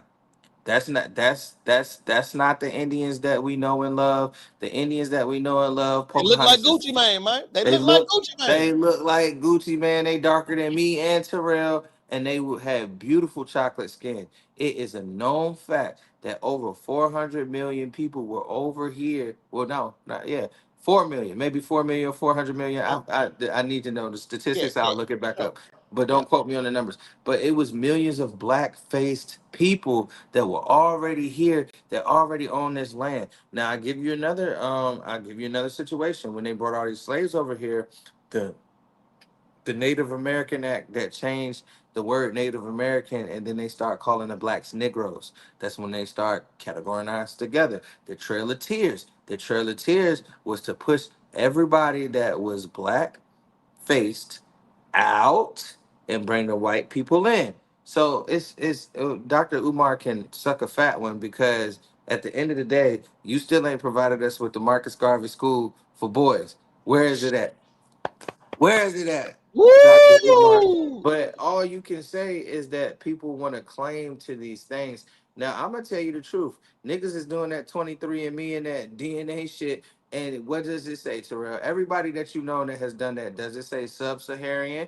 And it also says, it may say Cameroon or some shit like that. No, that's because they can't pinpoint where your black ass came from, because your black ass was already here. How many motherfucking niggas was from the Cameroon and the sub-Saharan African desert, nigga? Not that many. Come on, man. Everybody shit can't say that. We were already here. And yes, they did have a slave system, but it was nowhere near the slave system of the white man. The slave system of the Indians was slightly different. And slavery's bad all around, but we were mixing races and we were mixing cultures. And yes, we did sell some black folks, but who hasn't? Who hasn't had slavery in their culture? The whites had slavery. The Irish are actually were slaves. So I just want people to Slavic be, started with slavery. That's where the word come from. Slavic. it's black. Uh-oh, the rounding up of Hispanic American is only a rehearsal for what they about to do for blacks. How can they do it to us when we've done to us first, brother? I gotta check that, Mike. They keep talking about us next. It was already done to us first. That's how We you know were you're talking to somebody that's uninformed. we've already been rounded up. we, If we, you don't leave America, the white collective will wish you had. Okay, brother, we hear you. You already given talking points. so You don't know let what me you're talking ask you this: how good is your life if you in another country? Because I mean, we don't give a fuck about leaving America. They can't round. You know how many black people are in America? They can't round us all up. They can try. Mike, how can they round us up when the 14th Amendment was for sending for us, not for immigrants? What they talk when you talk to people like, hey, y'all, I want y'all to remember something. This is called a bait and switch. How can they attack us next when we were attacked first? What do you think redlining was for? Jim Crow was Right. for. Convict leasing was for. Stop the next narrative. It's already been happening. You can't talk to somebody that's informed, brother. You use those talking points to people that are not informed. The And people you that are have next is you. right, and you have to understand, nothing you say is gonna rile us up. We're good, bro. We're gonna hit you with polite conversation. That's But it. I really Keep want cooking. people stop following Dr. Umar. This man is a clown. This man is a scam artist. He he his rhetoric of Pan-Africanism is cool, but you have to really understand what happened in America before the slaves got here.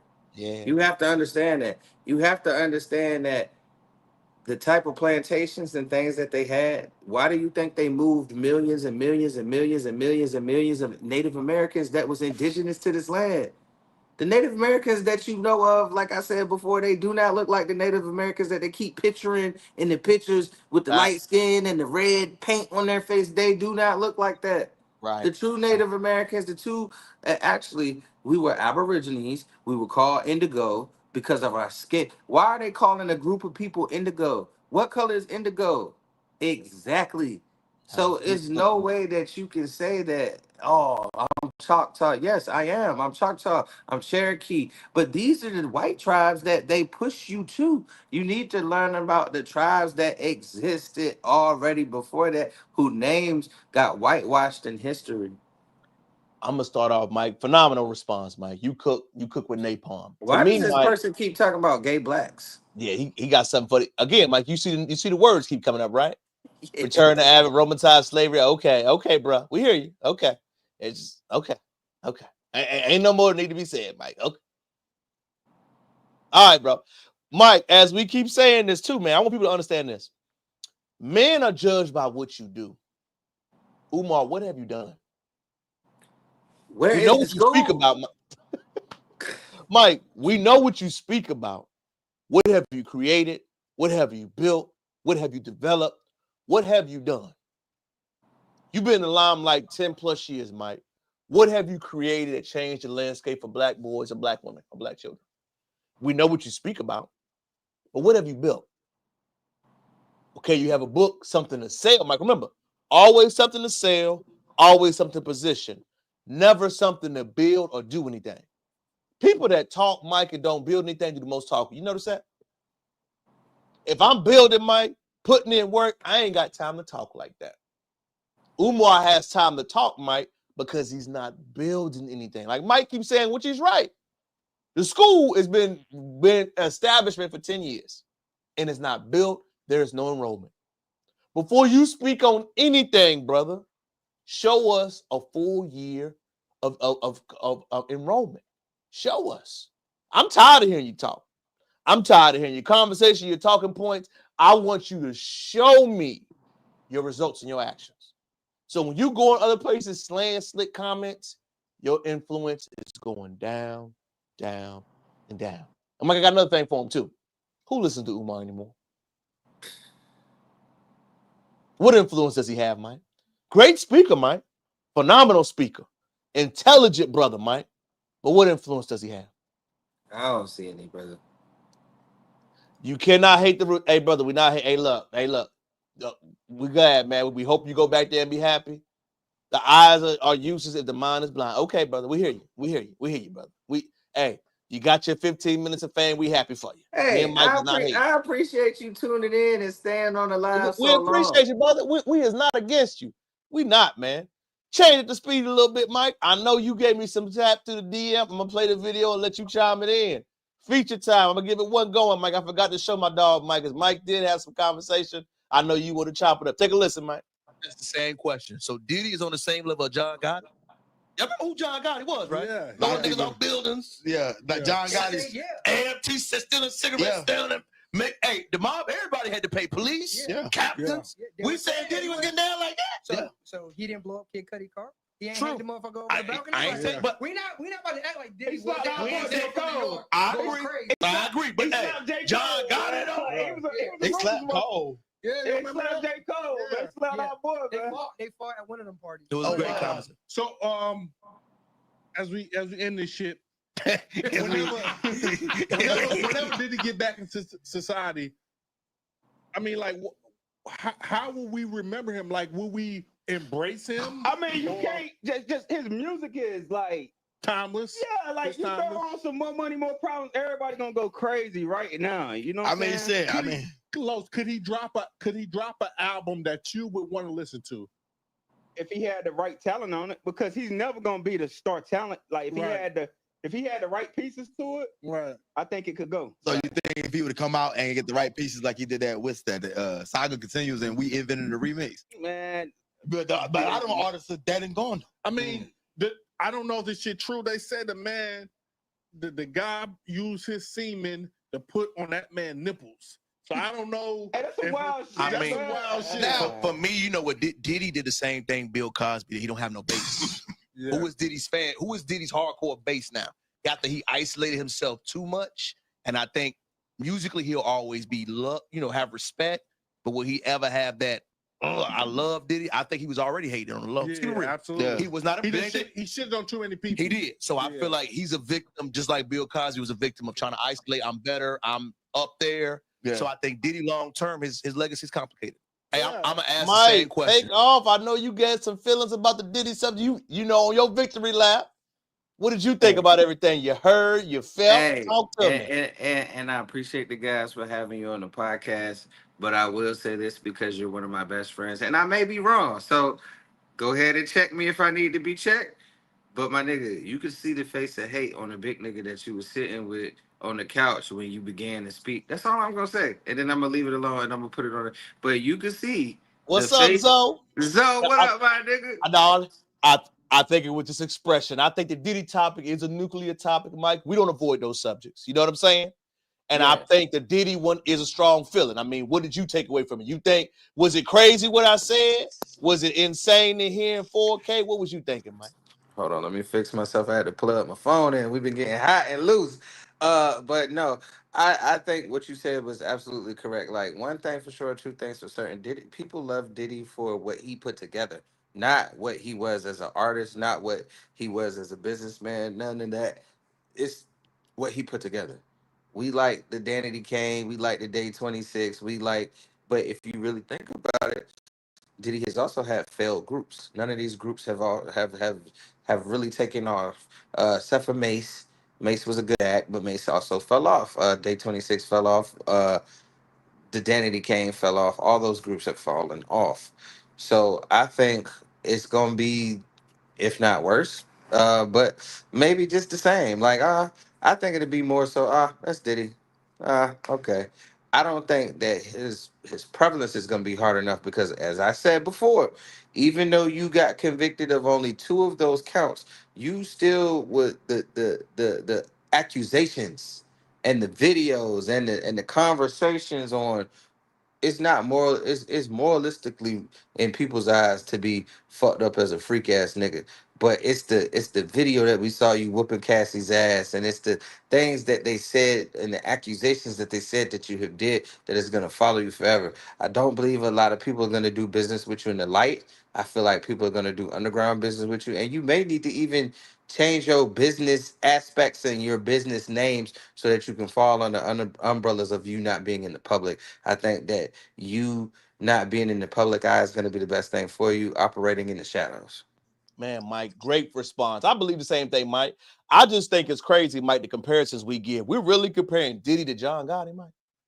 My nigga, John Gotti was sold through our buildings, Mike. You had to pay to check in. Like, what? John Gotti is Teflon Don, and Diddy is not that gangster. No. You rubbing another nigga's nut on your nipples is not gangster, bro. I think, and that's what I have a problem with, Mike. We trying to pay this man. He was overcharged. And we trying to pay this man was running a criminal organization where he killing people. Mike? Come on, Mike. Yeah. There's levels to this shit, right? John Gotti was for real smoking niggas. Like smoking niggas. Mike, the police had to pay. Right.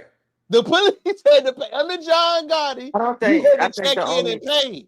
I think the only reference that you can refer to him as in John Gotti, and it's really a weak reference, is that he kind of got off. But technically he didn't get off. John Gotti got off on two occasions that where he has killed somebody or did bodily harm or did something and he did not go to jail. It was only on the third time around where they got John Gotti and he was in jail. So I don't think you can really reference John Gotti to Diddy because Diddy actually got convicted the first time. You know what I'm saying? Yeah, Mike, I agree with you 1,000. I think the range in what we do for black men is insane. To even put that amount of issue and pressure on Diddy saying he's even in that league, Mike, is crazy to me. And that was my whole talking point. Catch the rest interview on the best conversation. We got 2 more topics before I let my dog Mike ride. Mike, you ready for one? Yeah, man. Man, Mike, the Me Too movement is starting to see after effects, Mike. Did you know, y'all? Tune in, tap in. Male managers are saying they are refusing to work along with women, to mentor women, and to do anything where they possibly could get themselves in trouble, Mike. This is an article I wasn't expecting, Mike, but I believe it's real. Mike. Let me speak. Let me cook, bro. Mike, Because I'm gonna tell you I'm gonna tell you a situation that happened to me. Right. This is a very true statement. Me as an operations manager, someone that leads people, I do not want to be in the room with a woman with the door open by myself. I don't want to be in the room with the woman by myself at all. I'm gonna call. I don't even want a woman witness. I want another male in the room while we're discussing things. I had a situation where I was mentoring somebody and they tried to say that I was trying to be sweet on her and things of that nature. But the thing that hits me the most is when I was working for a company, and two young ladies did something that was like not right and they ended up getting fired, right? And I spoke up on their behalf to try to make it a lesser blow, like, hey, maybe we should give them a warning. Maybe we should do this. Maybe we should do that. They were not happy with the outcome of what happened to them, and both of these women uh, pressed sexual harassment charges on me with the and I never told you this, Terrell, but with the company, and had a whole investigation. And it was crazy because I had never one time said anything lewd. I have never one time been in a room with them by themselves. I have never one time acted in a way that a manager shouldn't act. And I came out on top, but it was just crazy that I was put in a situation because of the unhappiness of you with what is going on, where you were released from, you were terminated, and you began to say that I did something to you. Now, I also believe if we're in situations like that as men, and yes, we have men that take advantage, and yes, we have men that do the things that they say that they have done, and yes, we have had people go to jail for those things.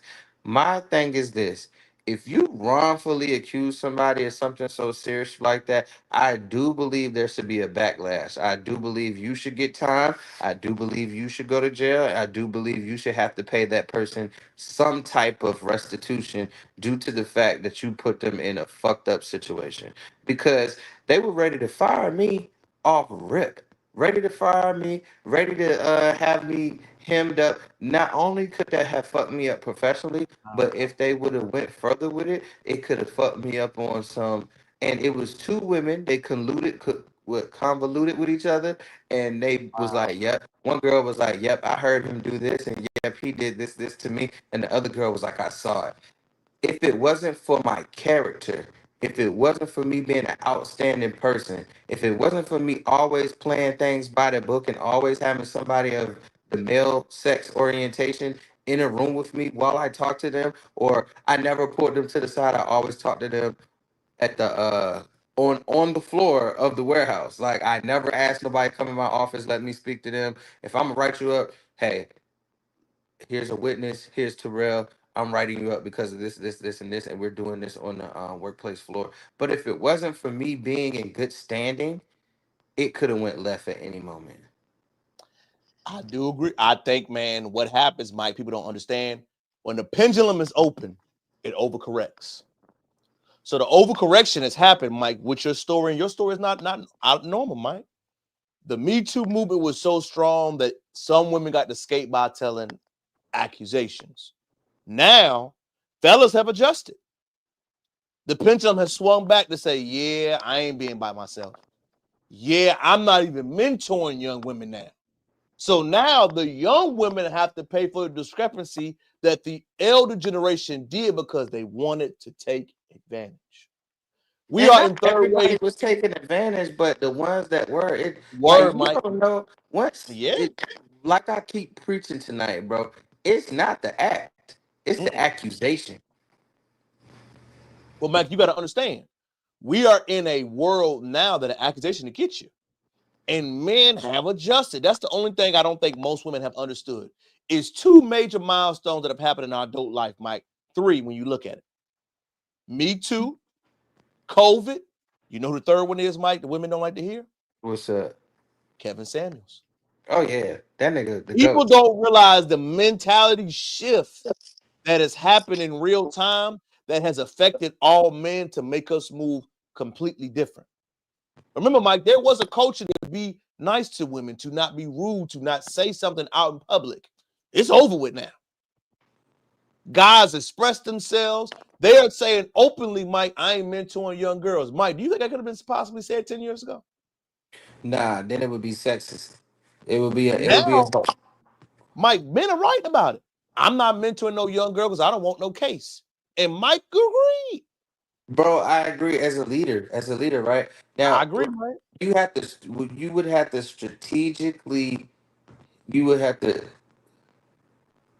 you're right, so you would have to strategically mentor somebody, and somebody else would have to be in that mentorship with you.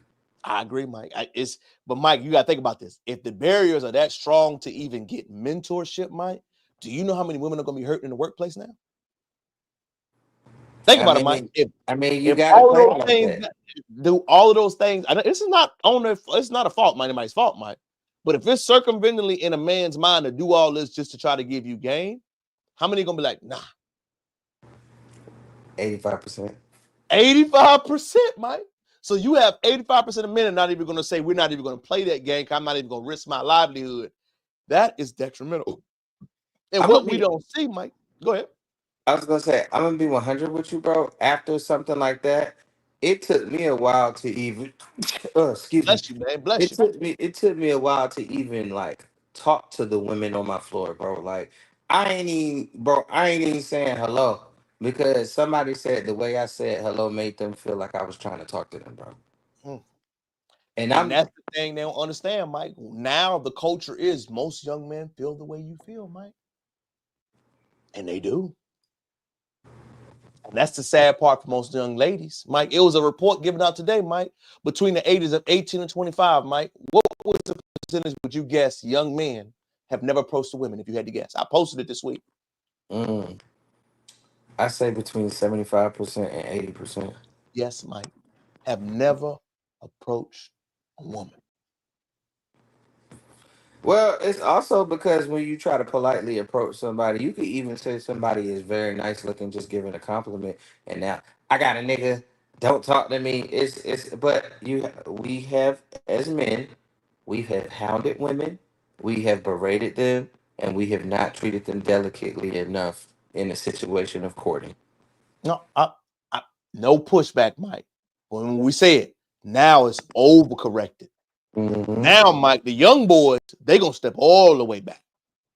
There's going to be less conversation. There's going to be less talking points. Women are already complaining about not being approached now, Mike. Can you imagine how it's going to be in 10 years? It's going to be even worse. Mike, finish it out, dog. My dog, Mike, held it down. I'm going to let my dog, because he got to work early morning. Rise for Amazon. Talk to him, Mike. Well, how was your week? What you got planned on? Tell the people they can catch you at, fam. Oh, my week was actually absolutely excellent. I got to explore the city of Shreveport, Louisiana, and just enjoy myself, eat my heart's content. I have not ate at any chain restaurant. I have ate straight locally the whole time. But what I have coming up, I'm just bettering myself, man. I'm about to switch my lifestyle up and go on actually, this is my word of the night. Understand your health. Go to doctors. If your body is saying something that is not right, make sure you fix it. We only got one life, so it's beneficial for you to live it to the fullest. I recently found out I am gluten intolerant and I'm also have IBS. So I now personally have to change my my diet to substantiate the way that my body operates. So my word of the night is if your body is telling you something, listen, go get that checked out, go understand, go do your research, and don't let them force you on medication. There's a lot of natural ways to heal yourself and natural ways to get yourself straight. Positivity rules the world. We may have differences, but I love you the same. And my brother, we all have to come together to come to a common ground. Love it, Mike, man. Where can they catch you at? Shout out your socials right quick. Hey, check me out on where McCall at. A loved one of mine basically told me, hey, you don't post no pictures and you be shouting everything out.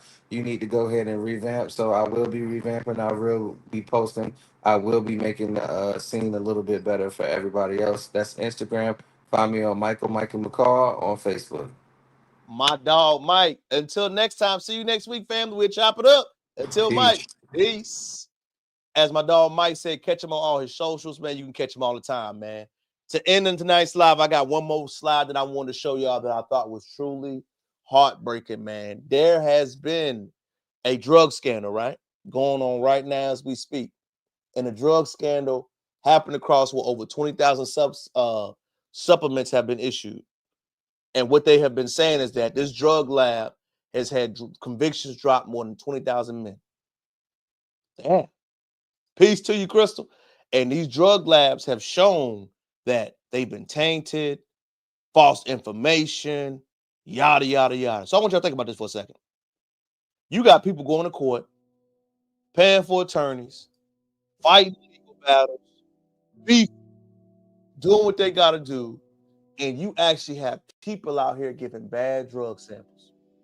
This South Indian lady, South Asian, has been known to work against the system, giving tainted issues and altering blood.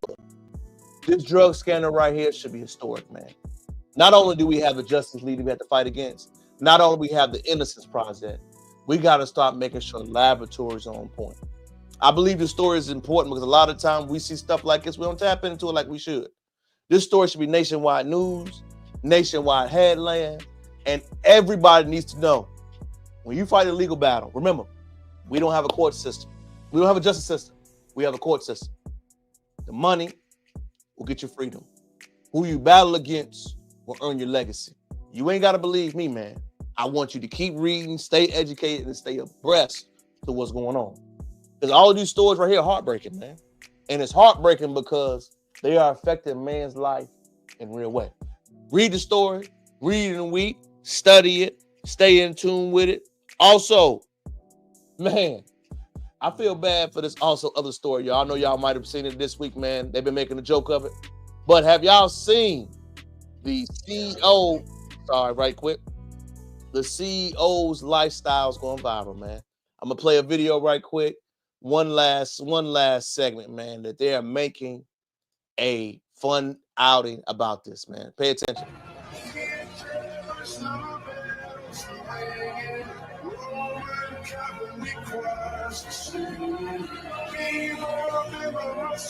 And what they're doing, y'all, for everybody that can't see, the CEO of a tech company, man, was recently caught with his head of HR sliding at the Coldplay concert. Fellas, if you're in these streets, don't take your side chick to a conference. Live your life. I ain't judging you, bro, because that's your situation with your old lady. But I always wonder, man, when you in these high up positions and people getting these VP roles and get what they're getting, what else is really going on? That CEO got caught up, trying to live life. That CEO should have had that usher on, that usher playing in the background, so he could mentally be in the right space, because he wasn't. He was in the space out here living his life, cheating, trying to cheat in peace, but didn't understand cameras are everywhere, bro. Now your life is ruined. She about to get half because you want to be out here playing the dope games. Fam, hopefully you learn. Hopefully you grow. And hopefully that divorce is going to be messy. My closing thoughts. I ain't never judging a man for what he do. Do you think? Because I ain't living with you. You got your own family, got your own lifestyle, got your own baby mamas, whatever you got going on. But what I ask, make better decisions, please. Make better decisions, bro. Because what you do is apply more pressure to the rest of us. Stop being sloppy. Be cautious. Protect yourself, protect your family. And know, cameras are everywhere. It's your boy, King Crowder. Back again with another edition of Live on Sunday, man. Comment, like, subscribe to the YouTube. We on my way to 1K. We big there. We on my way loading. TikTok, Instagram, Facebook, all social, Twitter. All of them follow your boy. I'm on all platforms. Love to talk, love to stay abreast on things, love all discourse and conversations. Check on your families, text your loved ones, check on your people, see what else they have going on. If you didn't know what I'm working on this week, things that was my parents would have taught us, available on Amazon always. If you need a book by Arthur Crowder, I'm on there. As always, you can find me there. My book review that I want you to read, that I don't know if I mentioned last week, Lies Told Across America. Ain't nobody ever told you about the history of America and how we need to unlearn everything to learn from a better platform of understanding. I want this book to be the first thing issued in your mind. Incredible read by author James Lowe, breaking down the real history of this America and what we dealt with. My last and final thing I want to get to you this week. Check on your family, check on your friends, check on your loved ones. Most importantly, make sure you spend time with your friends and loved ones. Until next time, it's your boy. Hey.